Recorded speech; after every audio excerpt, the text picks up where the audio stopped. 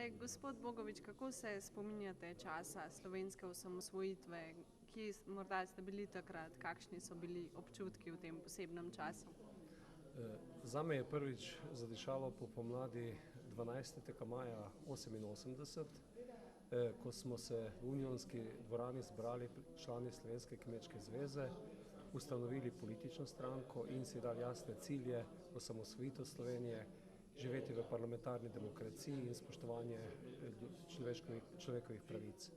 Od tu naprej so dogodki se zelo hitro vrstili, zagotovo je lep spomin na pričakovan rezultat referenduma, potem pa tudi predvečer proglasitve samostojnosti, ko smo vsi sadili lipe, se veselili ob kresovih in res z velikim zanosom pričakovali novo državo. Drugo jutro je bilo drugačno.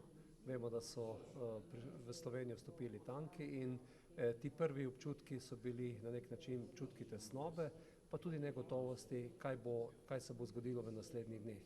K sreči je prevladala takrat modrost in po tistih dobrih 10 dneh smo začeli ustvarjati lastno državo in sam lahko rečem, da sem od prvega dne zelo ponosen nanjo in verjamem, predvsem v slovenski ljudi, da smo sposobni ustvariti državo, ki bo znala konkurirati v tem zahtevnem trenutku, odgovoriti na izzive današnjega časa, malce bolj pogled usmeriti v prihodnost, počistiti tudi še kaj v zgodovini, kar je nepočiščenega, predvsem pa poiskati prihodnost za naše bodoče rodove.